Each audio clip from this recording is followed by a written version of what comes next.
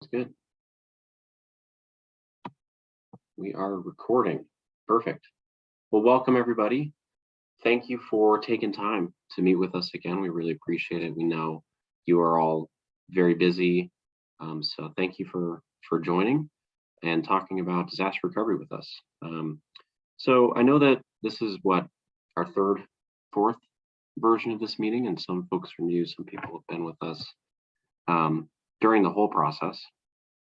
But I'd like to just sort of say up front as well, kind of what the purpose of this is. We're going to go over a little bit more officially what the charter and intent is of this group in a minute, but this is really a space where we want to share information with you, updates as we're working on implementation of disaster recovery programs, updates on policy, but more than anything else, we want this to be an effective and useful time for you.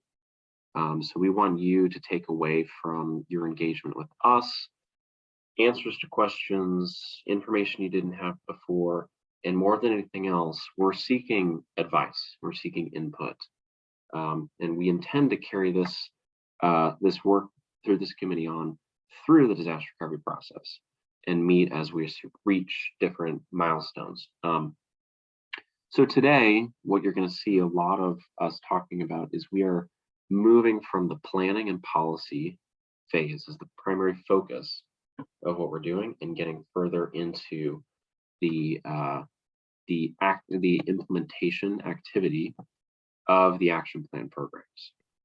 So we have some questions and items that we're going to cover where we're seeking your advice, but as we go, we're of course going to stop for questions. If you have other items, please don't hesitate to bring them up or ask, or of course, email, send questions to myself or Alex or any of the OHCS disaster recovery staff that are on today's meeting. So with that, I think we should just quickly introduce the OHCS disaster recovery staff that will be talking today or answering questions today. So for those of you who don't know me, I'm Ryan Flynn. I'm the Division Director for Disaster Recovery and Resilience at OHCS. Alex, would you like to introduce yourself next? Yeah, absolutely. Alex Campbell, handling external affairs for the DRR team. Thank you. And Chelsea, would you like to go next? Hi, everyone. I'm Chelsea Caddo. I'm the Chief Policy Officer for the Disaster Recovery team. Perfect. We have some other folks. I'm not going to ask you to introduce yourself, but really glad you're here. For the sake of time, we're going to move on. And so next, we have our Executive Director for the whole agency with us today, Andrea Bell, who I think was going to share some words here at the start of our meeting. So Andrea, we'll turn it over to you. Yeah, no, I appreciate it, Ryan. Afternoon, everybody. Andrea Bell, she, her pronouns. I'm the director here at OHCS. I will be very brief, as I know we have a hefty agenda and a lot of important conversations to get to. I think first and foremost, just to be candid, this is all meant to be and intended to be open, 100 and transparent conversation. And to that end, I just want to acknowledge and appreciate just the gift of your time, quite frankly. There's a million other places that all of you could be, including our elected officials and local leaders that are doing the work and of service to community. And so I just want to acknowledge and appreciate your commitment in being here today. To that end, I also want to just also recognize that for our role as an agency, as the state's housing finance agency, above and beyond that title, our work has been and continues to be in service to the people of Oregon. And to that end, we need to be positioned in support to address some of the state's most complex issues. And so when we think about our work in service to those impacted and those supporting those impacted by wildfire recovery, just know that in order for this space to be optimally effective, we also want to make sure that you have an opportunity to shape this space. And it does not need to be us talking all the time.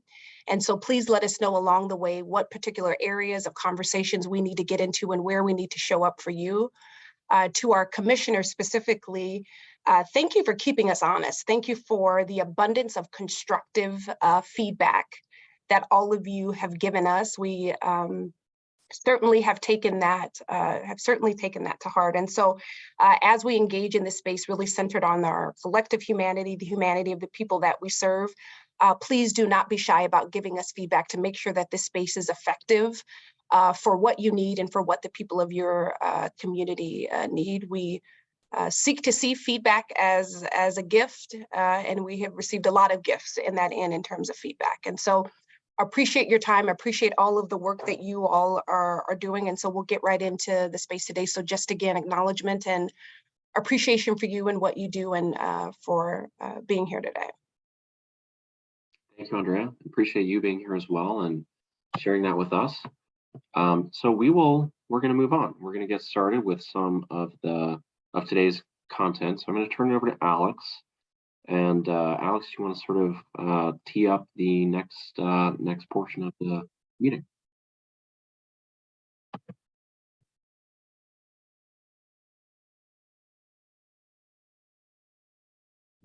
Thanks, Ryan. I'll just quickly preview the agenda. So we're going to ask you all to introduce yourselves. We'll touch on the committee role and expectations, given that although this is a reincarnation, this is a new incarnation of this body.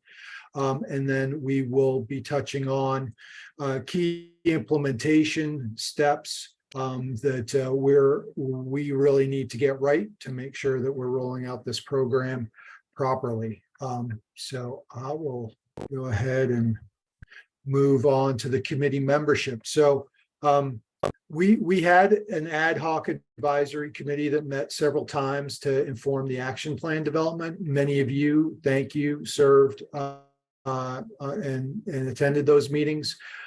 We had a couple missing spots, we felt, as we reconstituted this committee. So we've added a tribal representative, and we also added, have been looking at a couple other folks that we might include to make sure that we're considering a range of concerns. So what we're going to ask you all to do is to introduce yourselves. And as you do that, if you would be willing to share your top recovery concern, we're particularly interested to know if that's evolving and changing over the past year since we've been, initiated this CDBG DR process, and including if you've got a really remaining significant concern about the content and the action plan. With apologies to those of you all who aren't deeply educated in that action plan, but we did know many of you are, and we did want to make space for that. So I'll turn to Representative Marsh. Thank you, Alex, and thank you to OHCS team for being here. So by way of introduction, I'm Pam Marsh. I am the state representative for District 5, which is Southern Jackson County, and which was the site of the Alameda fire. So you want me to answer those three questions now? Please, Commissioner. Yeah, sorry, Representative. And if there's a more important item that you'd like to touch on, that would be of interest as well. I would say my top concern right now is just following through and tracking the work that we've set up that I think is about to unfold in the year to come. We have a number of housing projects in our community that will provide great homes for people. But it turns out just getting even the momentous step of just getting money doesn't mean you actually get those units on the ground. It's really staying in partnership with people who are the developers, tracking what's going on, making sure that we're not running into barriers, either of the local kind or the state flavor. And if we can keep just persisting and following through, I think in a year, we'll start to see what recovery actually looks like. Right now in my community, we don't know what that looks like because the vast number of families who were displaced, our most vulnerable families, are not back home yet. In terms of how it feels different from last year, it does feel like we're getting closer to actually seeing things on the ground. And there was a third question. I've forgotten what it was because you took the questions off the screen. Yeah, sorry. It was a key concern about the action plan itself. I think there's still a lot of lack of understanding about the action plan and how it's actually going to unfold in our communities. I mean, we keep talking and talking and talking about it. And so I feel like it should feel much more tangible than it still feels to me. It still feels pretty amorphous, and how it's actually going to unroll, how we're going to find the right people and walk them through what they need to do, is still unclear in my head. So I'm glad to be here today to hear it stated one more time. And then I think there are other issues that have emerged in my community, and I am sure in all the other ones as well, which is that we have an awful lot of people who took early on steps to try to stabilize their situations, who were offered SBA loans or who made financial decisions using their credit cards, who are not going to be eligible, at least for this first round of money, unless the money goes a lot farther than we think it might, and we get HUD's approvals to go beyond where we've said we would go at this point. And those people are in many cases too stretched to be able to maintain their situation over the long term, need help. And I think they fall outside the boundaries of our ability to help them at this point. So that could be a bigger and bigger issue as the community becomes clear that people who haven't done anything yet are going to be helped, and that people who made early on decisions that, were not informed by any understanding of what might come later are going to be left out. So I worry about that. Thank you very much. Just acknowledging that we are, of course, in the legislative session. So we have invited Rep. Deal, Senator Anderson, and Senator Golden to participate in this group as well. But understand, of course, there are lots of demands on people's time. I'd like to turn next to Commissioner Bethel, if you are prepared to share with us your thoughts. Well, I can't deny that I always have something to say, so I'm always prepared. I thank you for putting the questions in the chat. I was just jotting down really quick as a note. I met with Ryan and Caleb, I think a couple weeks ago, and learned that the priority of OHCS for housing recovery dollars is owner occupied housing, which I love to a point. But my top recovery concern in the Santiam Canyon is the lack of investment for rental housing. And the fact that in my community right now, in order for a low income family to access an owned home, they would have to have $125,000 down payment, which is not at all attainable. Even in the program that we have developed here in the county through our CDBG program, we don't have enough funding. And we have around 75 households that are below the 80% AMI who would need access to housing that were pre-fire renters that so far have been unserved entirely in this process. So I don't know how to look at the plan and pivot and make a suggestion, because it's been kind of driven home for me that owner occupied is the priority and that we should look elsewhere. But there's no elsewhere really that captures the specific geographic challenges that we face in the Santiam Canyon. So rental housing is a priority that I have to somehow generate a conversation on to stabilize those folks. What's changed over the last year for us is we signed the, the IGA with OHCS and are soon, thanks to an email from Ryan, going to receive the 12 million general fund lottery bond dollars that will be able to help us stabilize about 90 households that are landowners, but it leaves 42 landowners unstabilized who will not be able to complete their recovery because they're over the 120% AMI. And the plan gets to them super late. I appreciate the tiered approach for going from 0 to 60 and 60 to 80 and so forth. But the folks that are over 120% AMI are seniors that are retirees that had no insurance or a lack of insurance. And we find ourselves in this odd space. And my key concern that won't be a surprise to the team for the action plan is the emphasis on the percentage of allotment of dollars going only to housing and not infrastructure. Infrastructure was significantly small. And for Marion and Lynn counties, it's way too small for us to be able to successfully restabilize the region that the fire impacted, with 2 fires actually in 2020. So that's what I have. Thank you. Thank you. Commissioner Buck, can we turn to you? Thank you. I'm Heather Bach, Lane County Commissioner for District 5, a different District 5, and which fully encompassed the Holiday Farm fire up the McKenzie. My top recovery concern,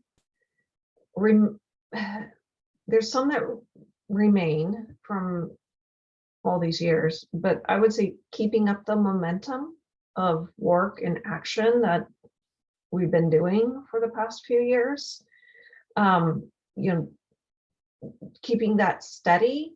If there's lag in what people visually see as recovery, I see residents really being deflated and wondering what we're doing. So being able to be consistent and showing actual progress, I think now is probably my larger concern. The question on how it has changed over the last year, of course, we too got the IGA from OHCS and been seeing some results there. But for the most part, we still struggle with very similar issues that we've had. We know we're a bit different than other areas in the fact that we don't have the ability to put in a large swath of housing in any particular location. The zoning, it just doesn't allow it. And we don't really have an ability to do too much affordable housing. And just because we are outside a city, and that is very challenging with land use rules in Oregon.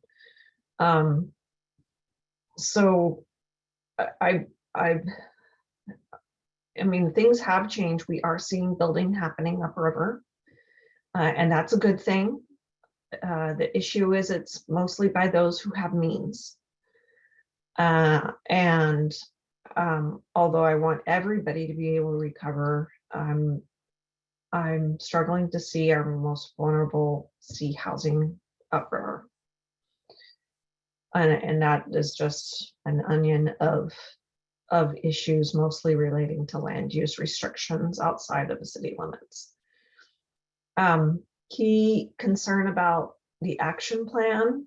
I would love to be able to have Matt McRae help with the answer to that, but hopefully he'll have a chance to speak. But I too am very concerned that we don't have enough infrastructure dollars.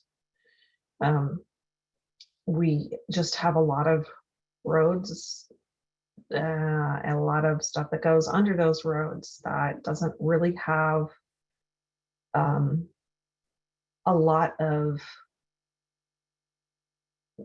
really focused investment, especially if they're local access roads, ones that the county doesn't have responsibility over. Yet the landowner normally has the responsibility to cover, and they don't have those ones either. And it doesn't really fit very well in this bucket of money from OHCS either. Hopefully there's been more discussion on that. But infrastructure is still one of my greatest concerns.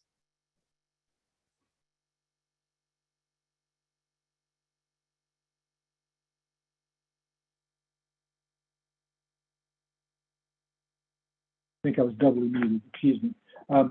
Matt, hope you saw Ryan's comment in the chat. If you want to jump in, certainly want to get multiple perspectives.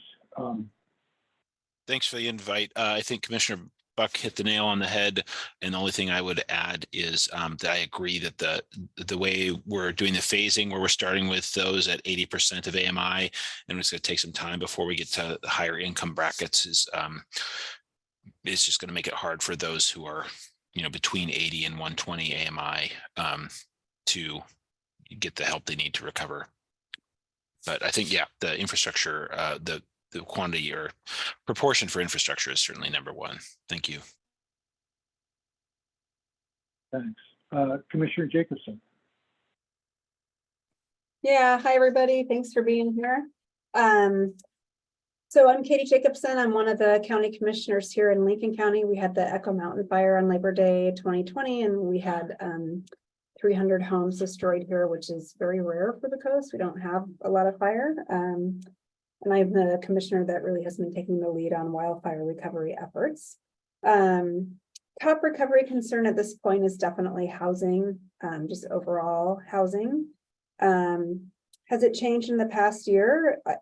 Yes and no. I think housing has always been our top concern, but we have had in the last year, I think, other large concerns that have been dealt with or in the process of being dealt with. So we've had a lot of money come in to replace septic systems and well systems. So while that's not all done, the money is here, the program is going great. So we can kind of check the box and say that is maybe no longer as big as a concern as it was a year ago, because we have the funds here, we have the contract finally in place, and we're working through that. So there's some stuff I can say we actually have made some progress in a year, which feels pretty good, but housing, I think, continues to be maybe our biggest concern at this point.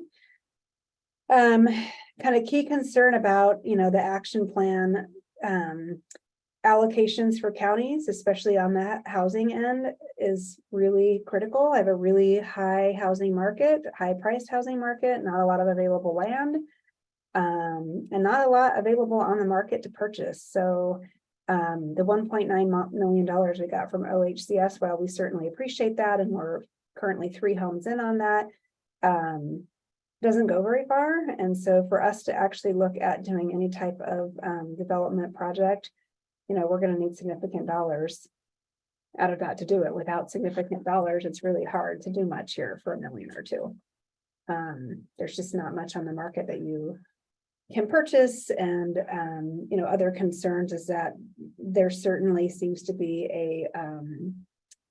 a preference for kind of large developed properties. We've talked about this previously, and that's just going to be difficult here with the land that's available. We're probably looking at having to, kind of similar to Heather, kind of do onesies and twosies and that kind of stuff where we can find the land. We're probably not looking at a 56-acre project because they couldn't find that land to begin with or afford it. I think other issues, I'll just say that in terms of concerns about the, more money for infrastructure, I'm probably the opposite. So I think Lincoln's allocation for infrastructure is like around 2 million, 2.2. Well, we can certainly spend more money on infrastructure. I think we're probably okay-ish with that amount. We've already have some dollars come in, like I said, for wells. We're already having money for septic. We already have $20 million to rebuild an entire water system in Panther Creek. We already have $500,000 for roads. We're about $500,000 short from our really fancy engineering report we just got back, but we can probably take that extra $500,000 out of this allocation. So we're probably okay on infrastructure. It's the housing money where we need it. So we're maybe the opposite from some other counties. I would say I have similar concerns to Pam Marsh about, there is going to be lots of people left out, and kind of what's the contingency plan with that. People that did stuff in the beginning, not knowing what help was coming, that maybe put themselves out with higher cost loans. We are already seeing people that can't pay property taxes. Took out loans, built the house, property taxes went up, you have a new home now, can't pay that. I know there's some legislation that's pending around that for deferrals. But anyways, I do see that there's going to be people left out on that, and I always kind of go to, so what's our plan after that? I don't think by any means we can make every single person whole again. I would like to say that, but I guess my question is just, or my thought is just trying to find flexibility where we can find it. And I know that's hard with federal dollars, but I think anywhere we can find that flexibility, it's really important. There's certainly people that aren't going to meet income requirements, but probably have extenuating circumstances, people that were on reverse mortgages and that kind of stuff. So additional kind of concerns about the action plan is just concerns about kind of the agency and wanting to make sure that all of you are in a place where you feel like you're going to be able to execute that and have the support you need. You know, contracts getting through in a timely manner and management from the grant on your end, if not well done, slows everybody down, right? This is, you know, one machine that kind of has to operate. And so just wanting to make sure that the agency is prepared and ready and has the staff and support it needs to actually take this on, because if the machine can't function on your end, then it's not going to function on our end very well either. And I think part of that additionally is still needing to have some conversations about what exactly the county's role is in some of this. There's been some ongoing conversation about OHCS may be desiring the county to take more of an active role in that, but I feel like that conversation is still kind of lingering and maybe needs to be followed up on, and kind of a decision needs to be made. And in order for us to make a decision at the county level, I need some more information from you. So that's where I'm at. Thanks. Thank you very much. Turn to a city perspective, Joe Slaughter, City of Phoenix. Thanks for joining us. Thanks, Alex. Joe Slaughter. I'm the Community and Economic Development Director for the City of Phoenix. I would say top recovery concern at this point is dealing with the areas that are outside of our city limits that are now in our urban growth boundary. We just recently, I guess in December, were able to complete an urban growth boundary expansion to include areas that were burned in the Alameda fire. That was the most significantly impacted area in Jackson County by the Alameda fire, and it happened to be outside of city limits for, you know, Phoenix, Talent, Medford, et cetera, and unincorporated Jackson County. So I guess doing the work to help our neighbors is what we're most concerned with moving forward. We've been able to recover the vast majority of both single family homes and rental multiple family units in the city, still doing the work of recovering lost manufactured homes, which have flagged behind that.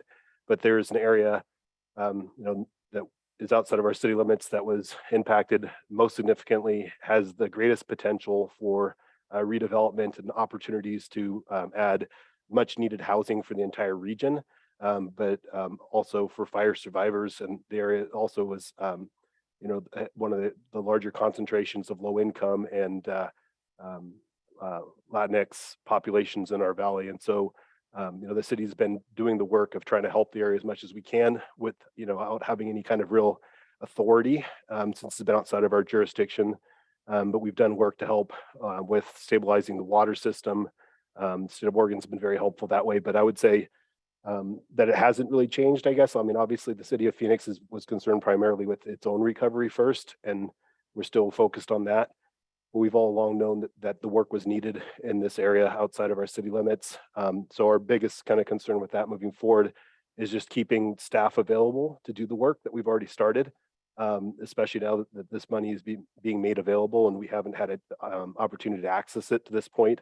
And so, MWAP or other sources of funding to keep staffing in place is a big priority for us, so we can continue to do the work that's needed. And I would agree with Rep. Marsh as far as, I think also our key concern here is just not really understanding how best we can help get these dollars into action. We've tried to meet with our some local housing partners, the Housing Authority of Jackson County, to see what it is the city can do to help facilitate the development of new housing using these funds, since the city itself isn't going to be a housing provider. And so that's kind of our biggest concern, is how do we help? I mean, it's work we want to do, it's housing we want to see done. What is our role in that process? And I will leave it at that, I guess, for now. Thanks, Joe. Moving to a couple non-governmental organizations. Bandana, I promise we'll get your name spelled correctly in our next set of slides, but I appreciate you joining us today.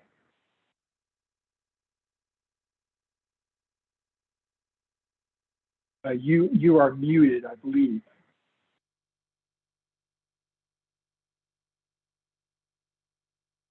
My apologies. Hi, everybody. I'm Bandana Shasta, I'm the State Director for ARP Oregon, and I was just going to say, I don't know where you misspelled my name. It looks correct on the but that's my doing. So all good. But I am again with AARP Oregon, and those of you who know AARP, we're a organization, nonprofit, nonpartisan organization with the membership of people 50 plus around the state. We have about 500,000 members, and we've been involved and engaged in this conversation for a while, but I do feel a great deal of humility being here in this room. It's the first time here for me in this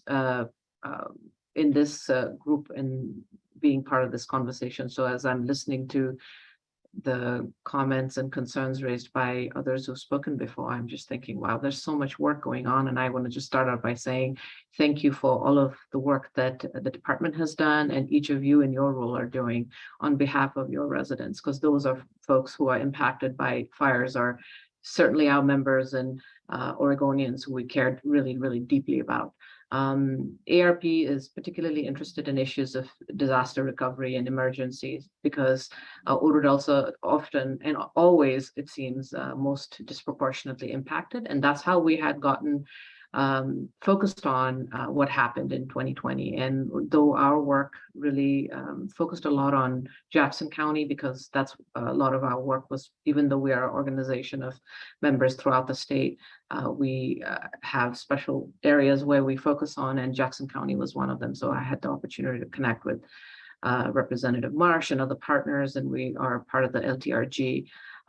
We did several different things, but one of them was a survey. And if you haven't seen that, I am happy to put that in the chat for folks to review it. And in terms of what people 50 plus are experiencing and saying about the fire, just sort of coming back to this with new sets of eyes and with lots of information to learn.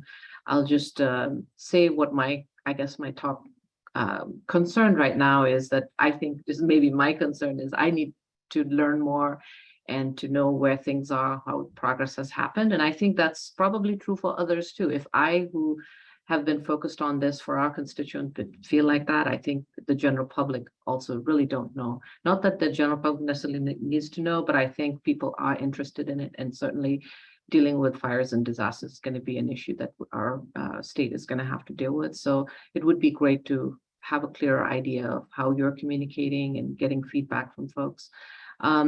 And also, I'm very, of course, interested in how the most marginalized and especially older adults and vulnerable populations are being impacted. I hope to learn from being part of this, group to learn more about that. A lot of stuff that was said resonated. The idea of how renters are being served through this plan, that's of concern to us. Even though older adults are often homeowners, if they've lost their homes. We've heard of people just, having gone ahead and built their own homes. Maybe they have not tapped into resources. And then those who were renters are having a hard time getting housing. So I'm rambling a little bit, so I'll just say that. And I think one of the other things I wanted to just point was, we're also interested in thinking about individual recovery, but also how the community is coming back and the opportunity there to think about rebuilding a little bit differently and thinking about building back better, accessibility of housing, stock, walkability. All those things are potentially opportunities as we think about infrastructure. So with that, I'm going to end my intro here. Thank you so much for inviting us. Thank you. Thank you. And Commissioner Bethel, we have been doing some research on taxation of benefits. I'm interested to hear what you may have learned that's different than us, but I just sent you and Matt Lawyer a note with what we've seen thus far, which I'm optimistic is not exactly the case that you're describing. Chelsea. Yeah, I was actually starting to type a response, but it's kind of a long caveated response. So we are researching that, and it's not so it kind of depends on the individual situation. Typically, if you're replacing your loss of housing via a grant, it wouldn't be considered taxable. But when people file their taxes, if they had taken a marked down that they were impacted by a disaster and got some sort of deduction or something based on that, they would have to address that. And so we're looking at creating some guidance that we can share. And then I think we would look at providing some resources for folks to talk to a tax advisor about their particular situation, because it's not kind of a easy answer. Really, we need to have someone work with folks to look at their individual situation to make sure that we get it right. But it's definitely something we're aware of and have been working on getting information on. Okay. Commissioner Bethel, was there something else on that point? Yeah, I just wanted Or to, another? no, it's on specifically on that. So in the last 2 weeks, I've hosted community forums in the Canyon, and we had a robust meeting in Gates, which is a community that was entirely burned to the ground, and all of the residents that have recovered at 100% who filed their taxes for 2021 were basically taxed on the 1099s that they received for WIRA funding and other sources of funding that came from state support. We've tried to communicate that you need to talk to your CPA, but the fact is that there's harm that's been created already. And so in the work that Chelsea is speaking of, if you can provide a tutorial or some guidelines to help these folks navigate a space that's very foreign to just about everybody that's not a CPA, that would be really helpful so they can go back and amend their taxes. And then also be working at the local level, because the disaster recovery team, our case management staff, are the ones that are most burdened by trying to help navigate each wildfire household through their tax process. And in the particular case that came to mind when I put the note in, is it's a senior family who received a $97,000 WIRA investment. They're retired. They had to take out their retirement, 120% of their retirement or something, to pay the taxes. And now they're short their life savings, if you will, in retirement. And so hopefully, Chelsea, in the work that you're doing, if there's a way for those of us that are already kind of seeing the challenges, if you can ask us to help troubleshoot some of the information you're going to be sharing, that would be really helpful to just get kind of a one-stop shop out the door as soon as possible. Thanks. Great, thank you for that offer, Commissioner. We will take you up on it. I think we have one other committee member here, Devin Thompson. Devin, please. Yeah, I'm Devin Thompson. I'm the Executive Director for the McKenzie Valley Long-Term Recovery Group. And thank you, Commissioner Buck and Matt. I agree with you 100%. Some of my concerns are, there are so many unknowns with the rollout of CDBG. We have so many families that are still living in RVs and trailers that are asking us, when is this going to roll out? When are we going to be able to purchase a home or start our build? And right now we know of 40 or 50 families that meet this phase one now. And so how can we get this support to them as soon as possible? The other part is the unknown of an NGO.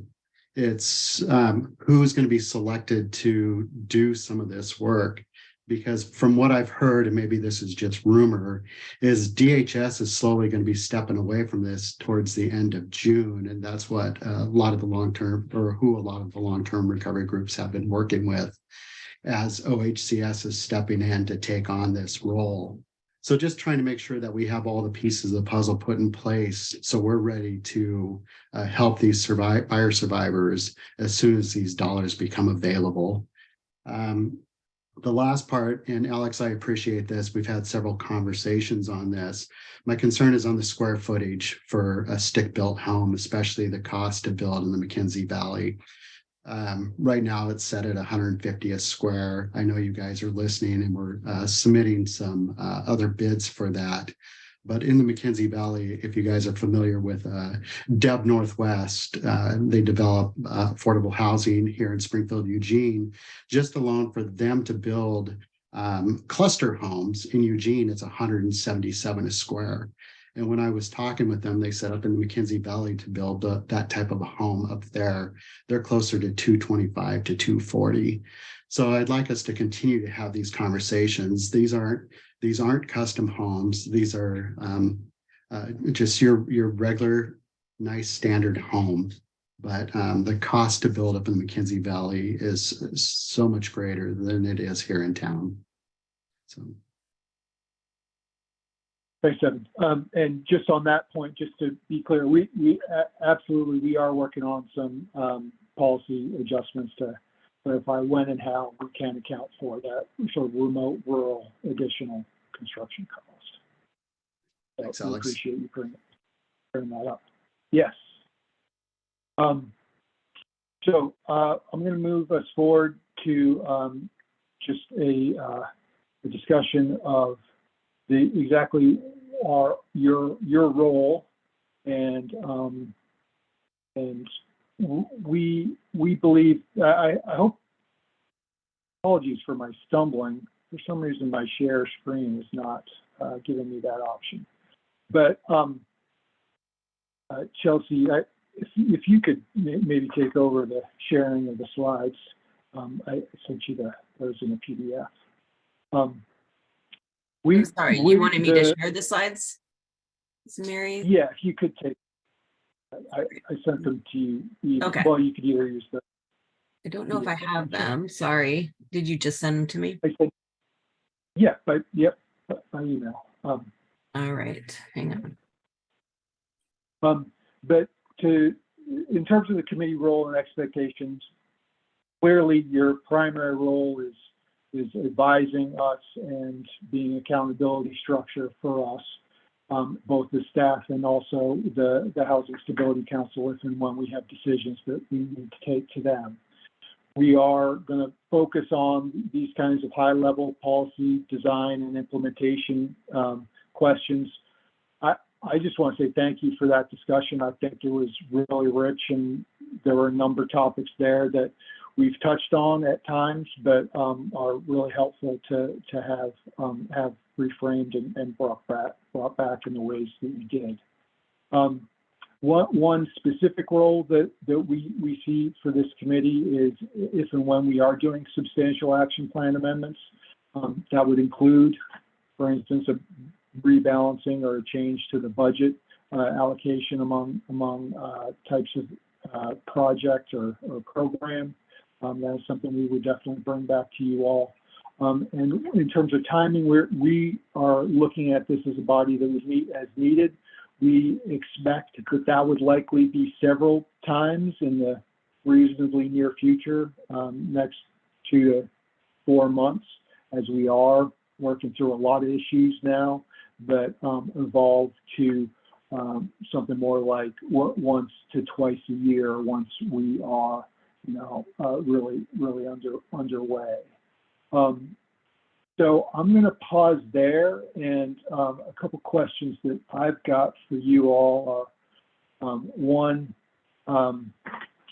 if there are voices or perspectives that we haven't yet included, that you would really encourage us to do so. We are wondering about the value of doing a formal charter. I don't think it would be overly complicated or complex, but I'm curious about your thoughts about the value of taking that step.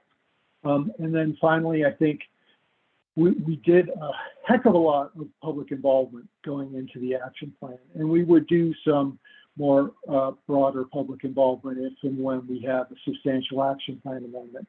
But your perspectives on, is this enough? Is this sufficient that we have this advisory committee as our regular public involvement, ground truthing venue, or if you would suggest other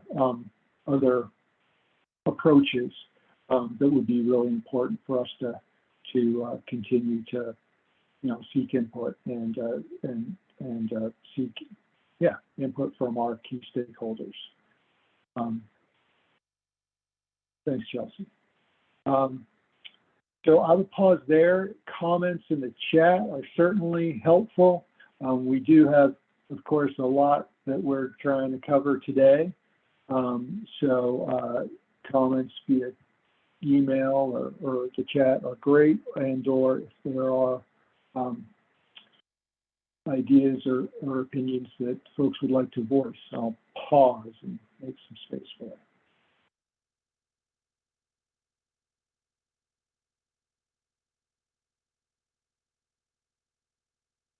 Thanks for reiterating those, Mary. Chat.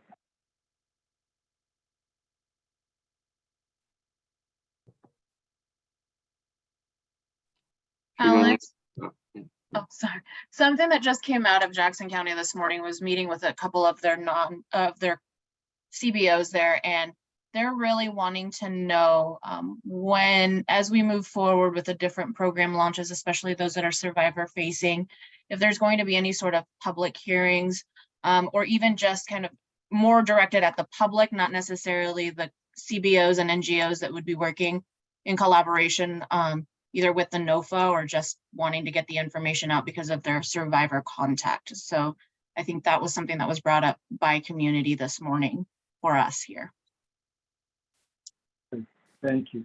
Thank you. And for those of y'all who don't know Localoosa, I meant to mention in our introductions, in addition to working for Oregon Housing and Community Services, Localoosa was the founding president of the Jackson County LTRG. So we're very glad to have her perspectives on our team.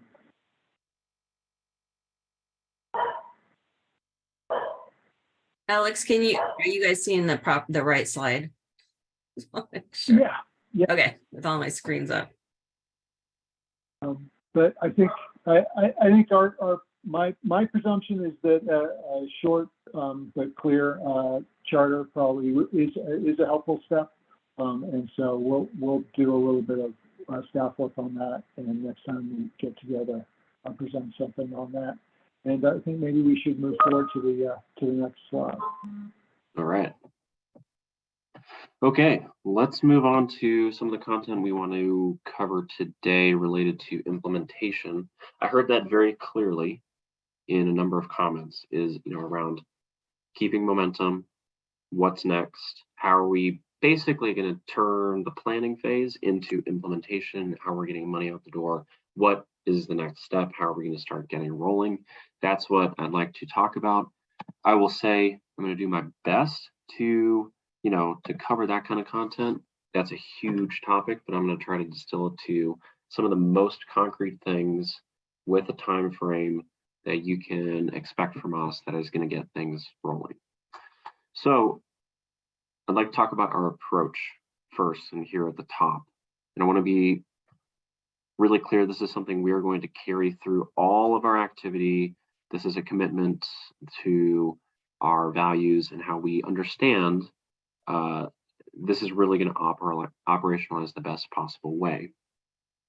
First, we are going to develop a process with minimal state policy overlay over and above HUD requirements or other statutory requirements that we can't otherwise change. But even those, we're always pushing assumptions and pushing to make sure that flexibility is actually something that's built into CDBGDR. You have boundaries within CFRs, but you're able to sort of stretch to those boundaries. And that is what we intend to do. We want to create programs that can flex to the need as much as possible and not add a bunch of policy that's going to complicate that over and above those. So you should see that carry through not only our policy documents, but how we're intending to operationalize different programs. We intend to build systems that are designed to be fast, accountable, and effective for survivors. This is my second large recovery. Nothing really to some degree is more important to me as a program manager than our ability to turn an application into a grant and someone recover within a time frame that is more or less what is the baseline feasibility, what is possible underneath the structure that we have, and not creating process that extends that time frame unnecessarily. So that is a guiding principle as well. And the third one I want to mention is that we are going to build on existing organizations that already have connections with survivors, that have already been working in communities. We don't want to replace that. That would be something I would say would directly contradict the previous goal.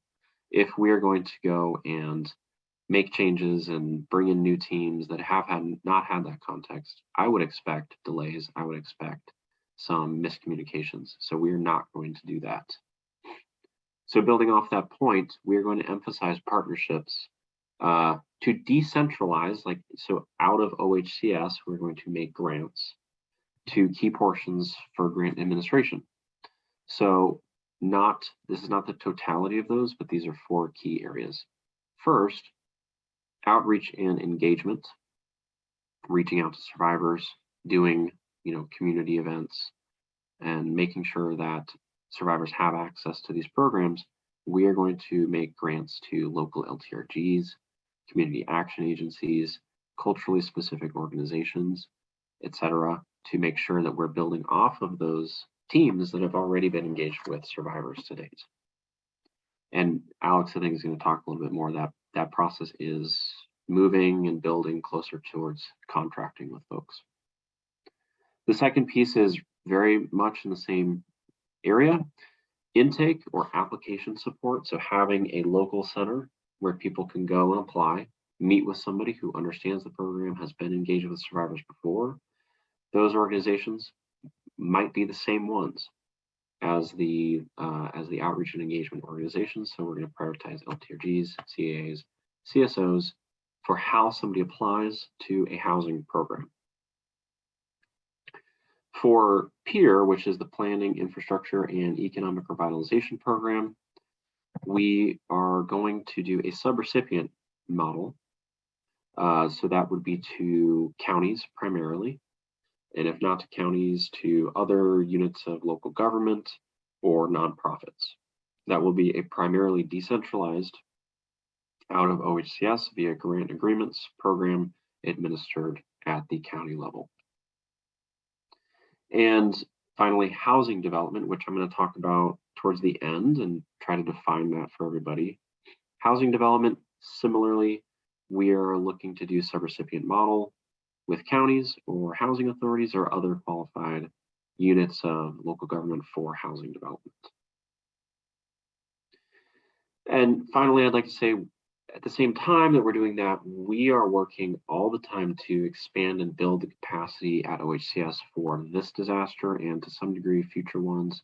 But for right now, following national best practices and how states scale up quickly to administer the grants, we are building that right now. So for the process around reviewing eligibility, conducting inspections, conducting environmental reviews, making awards, grants, and loans, we are building a central program management system that will be used and distributed to all of those organizations that I mentioned, and building internal strong capacity to meet that second goal. That is, when it enters the system, it's flying through the system. We're getting people to eligibility awards, loans, determinations made as quickly as possible. So we're working on that right now. If we can go to the next slide, I'd like to give you some more concrete timeframes on some of these things. So as I said, we're focused on getting funds out the door to partners as quickly as possible. From a program management perspective, I want to see different lanes of work open up and start going as soon as possible. I'd like to get, counties, nonprofits, housing authorities, funds so they can start identifying projects, land for acquisition, sites that they want to develop as soon as possible. I'd like to start environmental reviews as soon as possible. I'd like to get that process going to shorten the time between this planning, transition phase to implementation, and activity starting. So for 3 different key areas of how we are distributing the grant, PEER, the selection committees are forming or are formed and are selecting and starting to work on projects. I know a number of folks here are engaged with that process now. So that is in various stages occurring now or is building towards project selections. We at the same time are working on a subrecipient agreement template that we will be executing as the primary grant distribution method for the peer programs. So our goal is that by the end of June, all of the peer grants are signed, and therefore our partners have access to the funds for the peer program. So by the end of June, that's our target. For HARP and HOP, the two primary housing programs, similarly, we are working right now to identify those outreach and engagement and intake partners. And there's been a survey that's already been released. We've, been in contact with who the grantees will be. And again, our goal is by the start of June, we are hoping to execute agreements with those organizations. For housing development, we're working on a template for a subrecipient agreement right now. And similar to peer, our goal is to execute grant agreements with our partner organizations by the end of June. At the same time, we're building the program management system and adding capacity for how some, survivor would directly apply for assistance. And we're going to provide constant updates to this group as that gets going. It's not much further off than June, but I want to have very concrete timeframes for you. And so we're within that June, July timeframe, but we'll have concrete dates for when launch might occur of somebody's ability to apply and expect to receive assistance. I'll pause here for any questions on what I've covered. I know it's quick because we're wanting to get to a discussion at the end, but are there any questions right now? I can either address those or we can take a note and circle back with you. Anything for me at this point? Yeah, Devin. Maybe I misunderstood you, Brian. Did you mention that you've already made contact with the organizations that you're going to be working with for HARP and HOP? Because I know we just submitted surveys on, I think it was Monday. That is what I meant. We have not at this point sort of made selections. So if I made it seem that way, that is not the case. Sounds good. Thank you. Okay. Sorry about that. Okay, not seeing any other questions. We will drive on, and I think, Alex, you have the next slide, and I think it's a little bit more, Devin, about that process that we're working on right now. Yeah, Chelsea, could you back up a few slides? Yeah, I think actually go forward. Forward another slide. I'm gonna skip this side because I think Ryan covered it well in his discussions. We're gonna be using local organizations to do the outreach and to support survivors through housing applications. So if you move forward to the next slide, Chelsea. So the key thing that we want to discuss here is really what's in the box. So we have a very clear goal to serve every survivor who needs help. We are limited in our funds to do that, and limited in some ways by HUD rules. But as we are rolling out these housing programs, one of the benefits of having the centralized application processing that Ryan was talking about is that we're going to be able to see real-time data as it rolls in. As people are starting to apply, as they are moving through the process, as they complete applications. So we're going to be able to watch that as it's happening. We're also going to build into our contracts with those local partners who are helping with the application process, regular reporting to us on what barriers they're seeing. So to help us diagnose what may be going on if we're not hitting our targets. And we do have the ability to provide additional resources. We're going to hold our powder dry on any kind of paid media efforts until at post-launch, so we can really focus it on areas that we may be falling short. The thing that I really wanted to highlight here is we do have some ideas about demographics. In Jackson County, we know that around a fifth to a quarter, at least, of the folks impacted by the fires are Latina households. We know that we have a significant proportion of older folks in all of the communities that were impacted.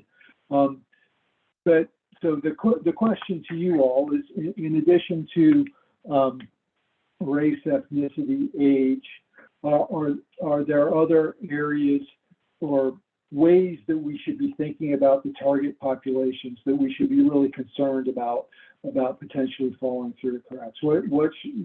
What pieces of data should we be sure to be collecting about our applicants, so we understand, where we might be falling down, so we could adjust and move quickly to address any sort of weaknesses in our system, because almost assuredly there will be some. Yeah, this is Katie. I guess one thing I would add that we're starting to see here as we go along in this recovery process, and it's not necessarily a huge group of people in Lincoln County, but it is a group of people that I am concerned will fall through the cracks, and that is very young adults that maybe at the time of the fire were not adults, that were fire survivors in their own rights, and now are 18, 19, 20, because it's been several years now. And for various reasons are no longer attached to the family, or maybe they were already an unaccompanied minor. We already had some of those situations, kind of with unaccompanied minors or people staying with family that really wasn't their parents, etc. We have had people who, since that time 3 years ago, have come out of as a LGBTQIA+ and no longer feel safe living with their family. So we do have kind of this group of young adults that, in terms of who am I worried about kind of getting missed, it's them, because this is a difficult process to navigate through. These are people that aren't, maybe they were stably housed at the time with family or friends or what have you, but are not stably housed now.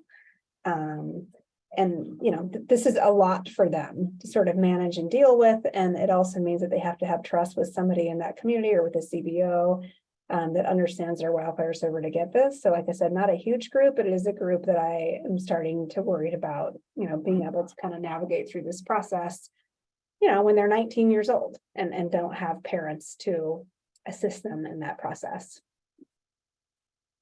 Great. Thank you, Commissioner. That's helpful. We've started thinking about some of the policy questions that those situations bring up, but we haven't been thinking about the specific tactics of making sure that we include those folks. Yeah, and I mean, some of those young adults may meet some of these other, topics. It might be people of color, etc. But in their own category, they are kind of this population that I'm worried about, and that has some barriers to navigating through this. Thank you. One related note just to share with you all, the first phase of HARP applications, which is limited to low and moderate income individuals. We have, as we've been refining that standard, we did think that it would make sense to include also families, households that have household members with disabilities that require ongoing support or require physical accommodations in their built environment. So that, I think that's another sort of subpopulation that we certainly need to keep an eye on. Monica, did you have something you wanted to add to this? No, I was just I appreciated the comment about young adults and LGBTQI. I was just wondering about like these metrics and others, like if there's going to be and it might be just that I don't know, a dashboard of sorts for the public to check on and track and to find information. Yeah, great. Thank you for the question. Yes, that is one of the sort of elements that our system of record provider is built into their contract for us to have that kind of dashboard live visibility. And we will host versions of that dashboard on our public website that will show, different ways to visualize the application pool, the beneficiaries, all that kind of stuff that can really be flexible, so we can get input from you. If it's not showing what it should, we can always adapt that.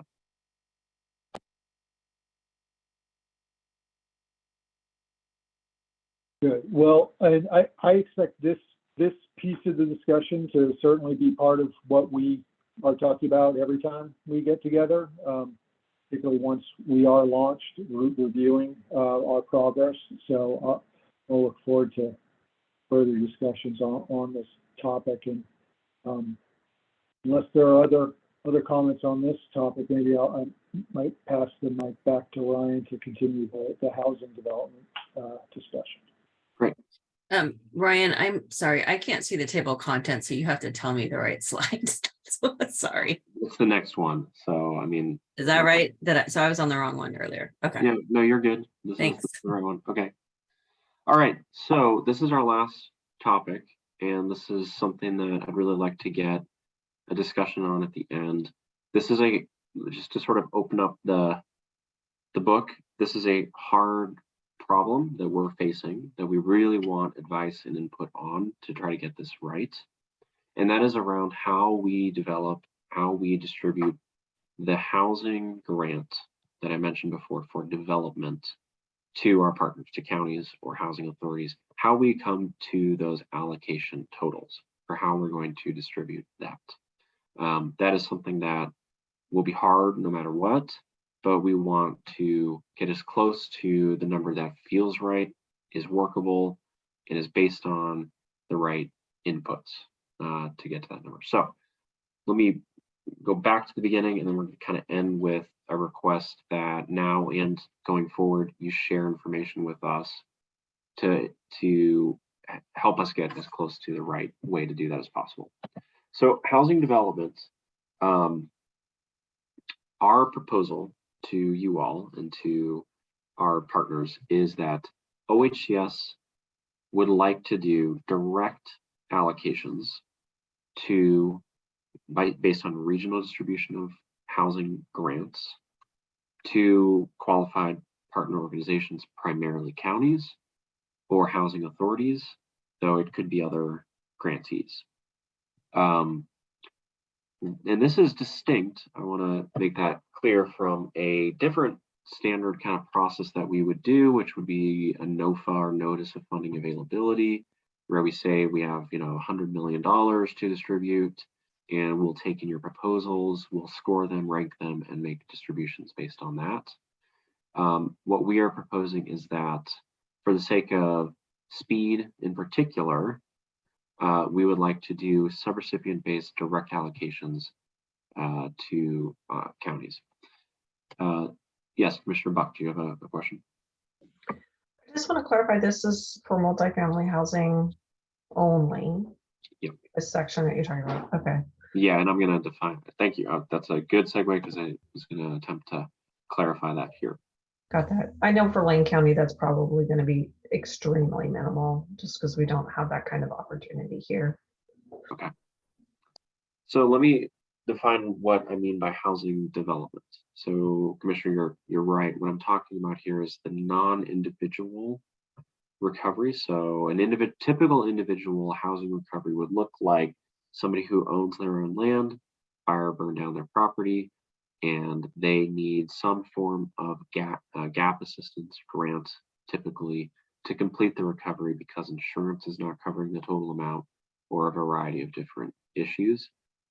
That is not the case I'm talking about here. The case that we are talking about is somebody who was displaced, was a renter, did not own their own land, does not have somewhere to return to, needs to basically either go to a park or to a different solution where housing is being built for them and we're able to connect them, more or less relocate them from where they are now to a permanent house.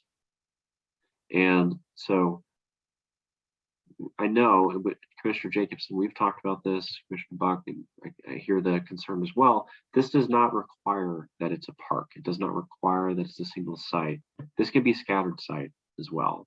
So we could, like, for example, like a Habitat for Humanity partnership could be something that might work, where you could purchase a series of individual lots, build on a series of individual lots, and connect survivors to those opportunities as well. So we, again, want to, and there's probably other alternatives out there to that, but we want to make sure that we're adapting to the real need and not trying to pigeonhole recovery into something that isn't really possible in a region. But this is really, again, for people who don't have somewhere to return. We want to make grants to you so that you're closer to what those real needs are and can identify those better than us. We want to put the funding in your hands to identify those opportunities. Chelsea, did you have something? Yeah, I just wanted to add, this could be for, situations where kind of a hybrid project where, someone's in a park, they rent the space, but they own their home. So, we're looking at creating these opportunities for maybe in places where parks haven't been able to be rebuilt. And so someone was a homeowner, but didn't own the land. And so they need a place to own a home elsewhere. So kind of like a community land trust type model or a land lease model. Or there might have been homeowners who, for whatever reason, couldn't rebuild on their property and had sold that property, but need, somewhere else to be able to own land. And then also utilizing it with the HOT program, which is kind of moving renters to homeowners as well. So really targeting folks who were homeowners before the fires, as well as renters before the fires, and developing an inventory for them in situations where they don't have that traditional model of I own my land and I can rebuild back on that land.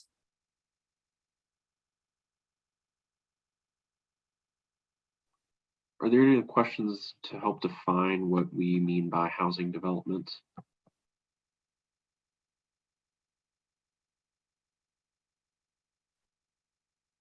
I put it in the chat, Ryan, but just to be clear, I think you told me this 2 weeks ago, but this is only for us to go create developments or whatever, scattered housing purchases or development for owner occupied spaces, correct? At the moment, that's what's in the action plan. I want to emphasize that the action plan can be amended. Right.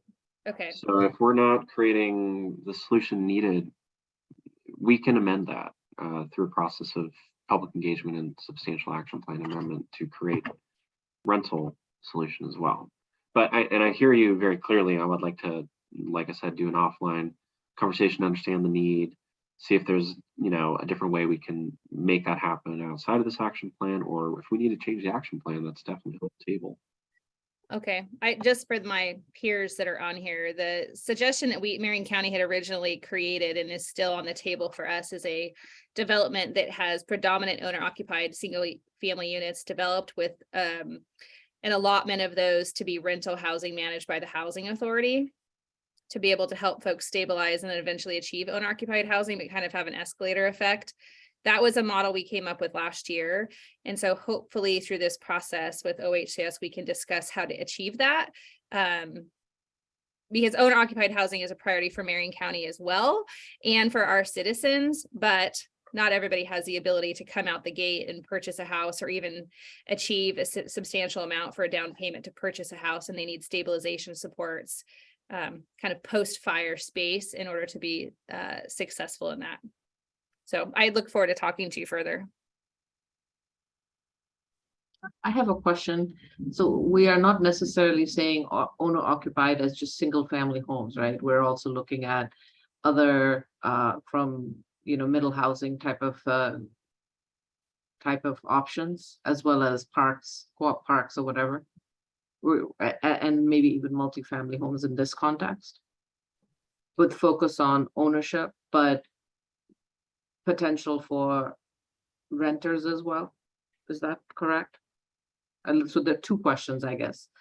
Ownership and renters, and then the other one is like what the home, if there is any specifics in terms of guidance on, are we saying just single family homes or multifamily homes? Or we're also talking about middle housing or any of it. Hopefully it's any of it. I'll just say that then. Chelsea, do you want to jump in? Yeah, so I would say any of it. I mean, I think we're open to being creative with what makes the most sense for each county, specifically, too, around, I know some counties have certain, as we talked about, land use restrictions or requirements and things like that make it challenging.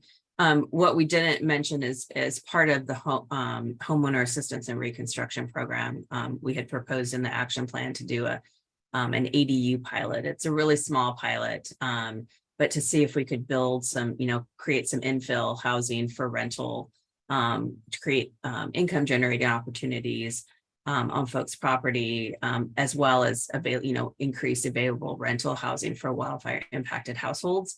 And we wanted to kind of just devote a small amount of money to kind of figure it out and as a pilot to see if it would work, but something we could expand on. But again, I know that is a challenge.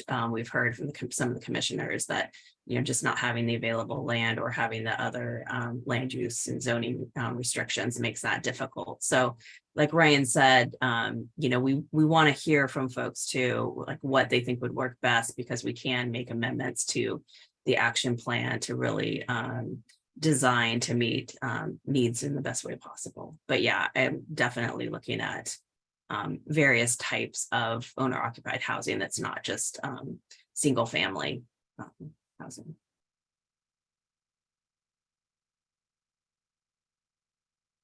I have a couple of questions. First question is, can you use this money to purchase kind of new construction or new manufactured homes that have already been built? Or do you have to build those yourselves? So to acquire units that have already been constructed? Yeah, so like you have somebody else, and that's kind of what we've been doing with our direct allocation. So you have someone else that developed that property. It's either new construction or a brand new manufactured home that has not been lived in. So it's up to current, standards and that kind of stuff.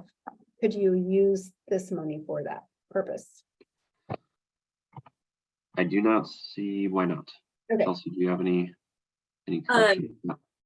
Yeah, I guess just to clarify, so they're part of the HEART program is so I guess if you're asking, can someone who needs to recover go out and use the funding to purchase a new MH or even a stick-built home? Yes. I think we would be open if I don't see any restrictions if we were thinking you want to create some sort of development through the housing development side of this funding and then go out and pre-purchase already built homes.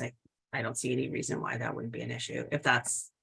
If you're asking on the housing development side versus. I'm asking on the housing development side, not the HEART program. Yeah. Okay.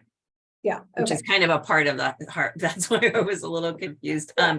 So yeah, I don't think that would, I don't think there would be anything that would provided that it meets, quality standards and things like that. Yeah, like I said, with the direct allocation we got, because of the timeline in which we originally needed to spend the money and the amount, it was kind of the only thing we could come up with.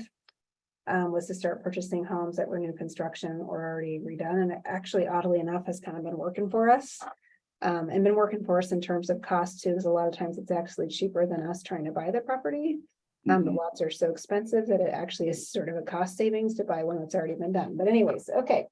My second question we had, and this is getting into the weeds a little bit, but we have a kind of group of people kind of in this situation, and we haven't been quite being able to get clarity on how how we would work with them through this funding. So on the housing development side, that would be mostly targeting people that were not landowners, right? Like people that were renting or living in an RV or whatever at the time of the fire, to try to hopefully get them into a stabilized rental or into home ownership, right? That's the goal. And then you have the HARP side, and correct me if I'm wrong, you have the HARP side that is trying to replace manufactured homes or stick-built homes for people who owned the property, owned the home, and lost that home in the fire. Am I following correctly? Yes. Okay, thank you. All right, so here's our kind of sticky wicket that we have, and we've had a challenging time kind of trying to understand where these people fit. We have about a dozen wildfire survivors in Lincoln County who were renters at the time of the fire, so we're renting homes. Those homes burned, and then they, after the fire, bought the property or bought other property that was also wildfire affected, hoping that then they would be able to rebuild the river. So they own the land, they didn't own a home at the time of the fire. So what's been challenging is trying to figure out where those people fit, because they weren't owners of a home when it burned, but now they have this asset, which is the land. And so in the past, they weren't qualifying for manufactured home replacement. So anyways, I guess that's just one example of, as we were talking about earlier, just kind of some of these weird issues that come up, and trying to understand how we navigate these people through, and needing some guidance from OHCS on how we work with them.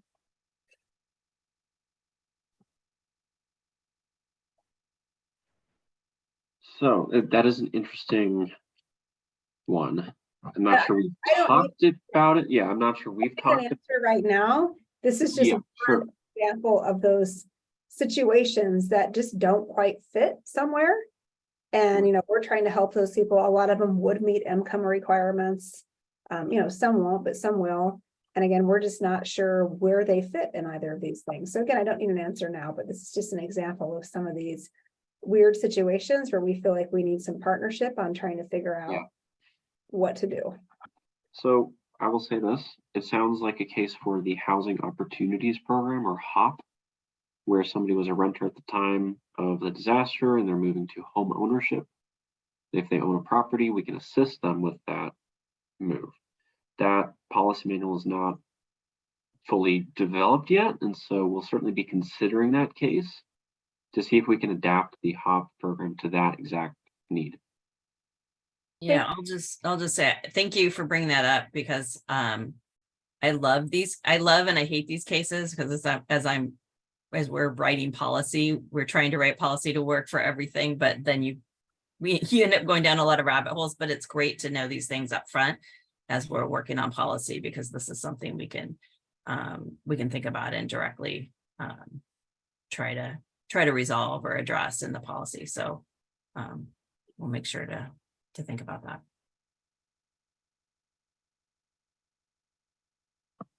Devin, you had your hand up the longest. Hey, Ryan, this is probably a pretty quick question, but on the housing development side, in the McKenzie Valley, we have the McKenzie Community Land Trust that is working with Deb Northwest to build homes. Would this qualify for this package, for the multi-family housing? I think Ryan's looking at me, even though you're just looking at the screen.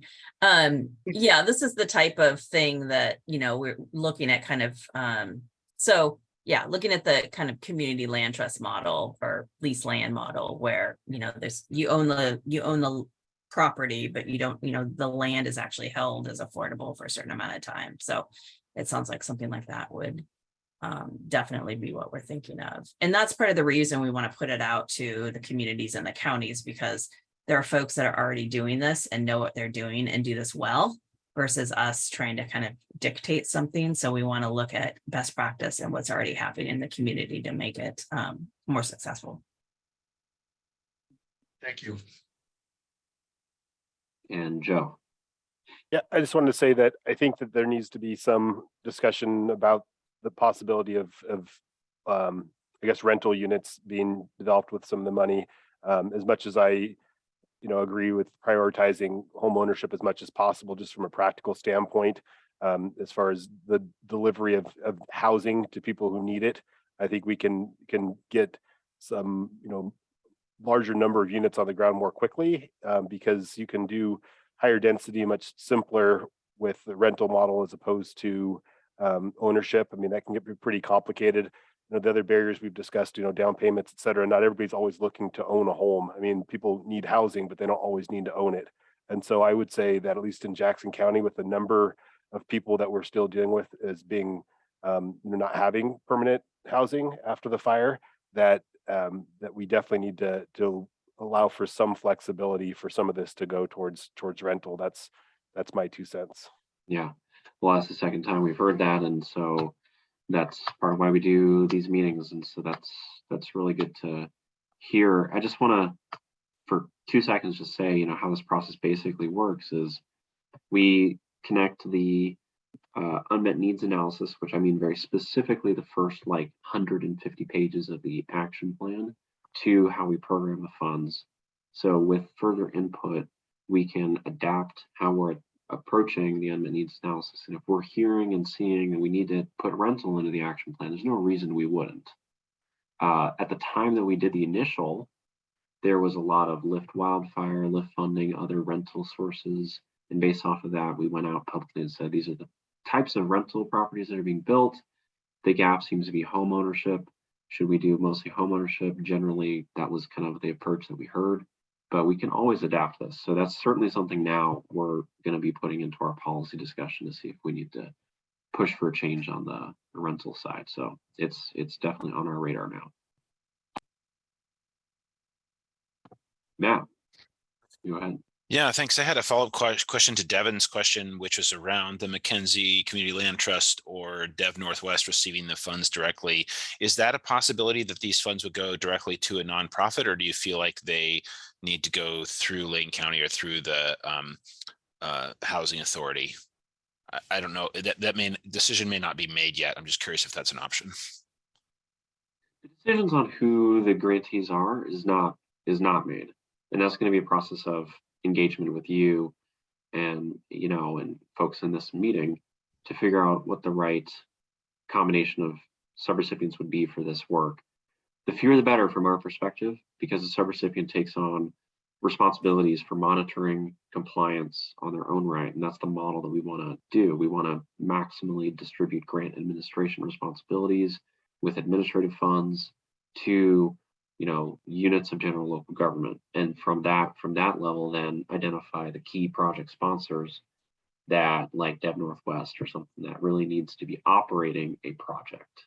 That's really what we want to see happen. So yeah, it's going to be a process of discussing with you how that really should take shape. Okay, great, thank you. Yeah.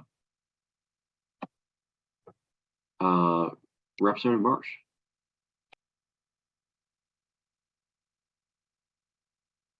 Thank you. I wanted to add a little bit of my own nuance to the question of rental versus ownership units. If we were really just talking about eliminating the 140,000 unit deficit that we have across the state, I would be a big and am a big enthusiast for rental housing, because clearly you don't get there unless you build rental housing. But what we're really talking about is a specific set of wildfire survivors. And I think for that set of people, our hope was always to put them in a better position than the position that they lost in the infernos. And so I would hope for our wildfire survivors that we continue to really try and exhaust the possibilities for home ownership, because I do think for the vast number of them that some equity, as long as it's an affordable situation that they can reasonably maintain over the life of the project, accomplishes that. It puts them in a better position than they were before the fire. And then when we start building massively, as we must do for the housing deficit across the state, then I think we double down on rental housing along with everything else. Thank you for that comment and that perspective. And part of why we were so excited about, focusing on homeownership was that equity piece, that we can really push for that. That's really was the policy goal that we really wanted to see happen. So appreciate that. Donna, did you have a comment? I really appreciate that comment from Representative Marsh. I could not agree more. I think even though this has been so devastating, there are some opportunities for helping people get to a better place. And one question I had, not related to just because what I hear you asking is, about the fund disbursement. My question is the department also providing, division also providing other tools for housing development, so that it can be fast tracked as to, obviously local conditions will vary and what options that will be chosen by counties or the housing authorities will vary, but like, will there be things like design, already ready to use designs, or certain things that as options? I don't know if that's even applicable, but it just seems like, besides, like if we're looking at fast tracking some things, and like rental, in terms of housing and ownership, with the housing options legislation, we have some of the issue of zoning is sort of moot. We have more opportunities to build different types of housing, and also accessible housing. So I'm just wondering if you're providing other tools and resources, not necessarily mandates, or because I heard what you said, not adding more administrative burden or mandates, but just additional tools to make things easier for local developers, I guess, development. So that was my question.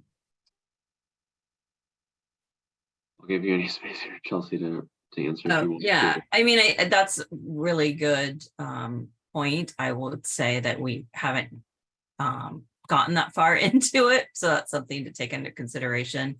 I think we were thinking it makes more sense to kind of go to the communities where they kind of have those tried and true, and folks that are already, like the organizations that are already doing some of this development and know best, versus having some of us who don't have as much experience doing housing development. We certainly can look at partnering with our other departments, folks in our other departments like affordable rental housing, and look at are there things that we can provide that help kind of fast track some of this. I know that there are some of the there are various types of housing being rebuilt, like the New Spirit Village with, like, I think it's the 3D printed housing and things like that, really some of that's being bubbling up from the actual communities and the groups that are doing it versus coming from us. But that's something,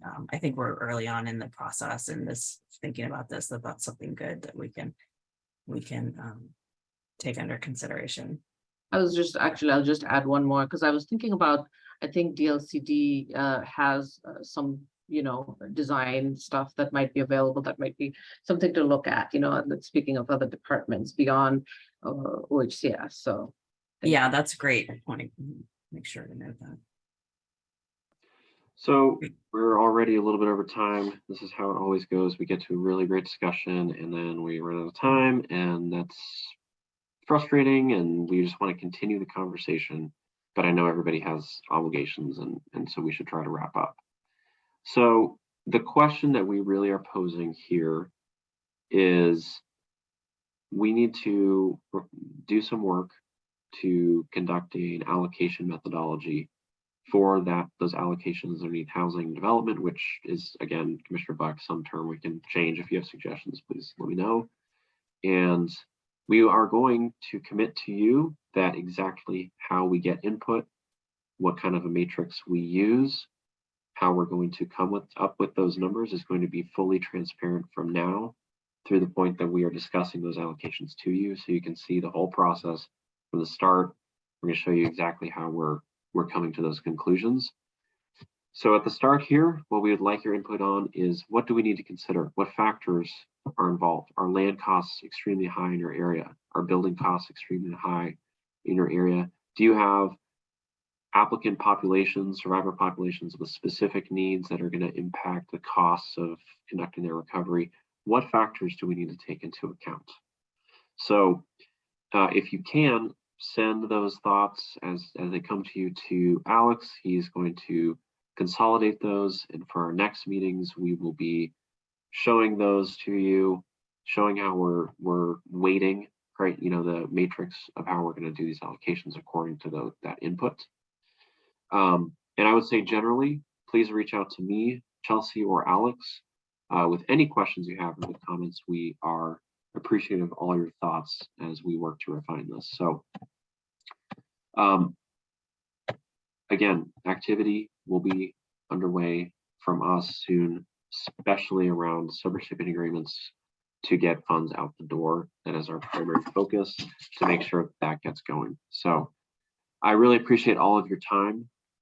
This is a very complicated process. We appreciate being able to talk things through with you and know the work that you're doing is so important, and we really appreciate partnering with you in this process. So Alex, any final thoughts? Otherwise we'll wrap up. Just to acknowledge that I think we need another meeting in the next couple months prior to launch, if nothing else, to wrap back to that allocation meeting. We will continue talking post-launch with you all about the monitoring and the metrics and performance.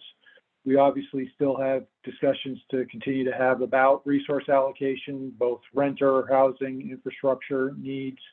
I think really important will also be some discussion with this group about what phase 2 of HARP looks like, i.e., can we provide some reimbursement? Should we be looking at higher incomes, those kinds of things? We've got some specific questions that we'll get back to you immediately on taxability, accessibility standards that we're using. And also just want to acknowledge that we heard several comments about sort of more general public involvement being needed, or at least public information, and that was appreciated. So thank you very much. You'll see notes and the slides from us. It will be the next thing you see from us. Thank you all.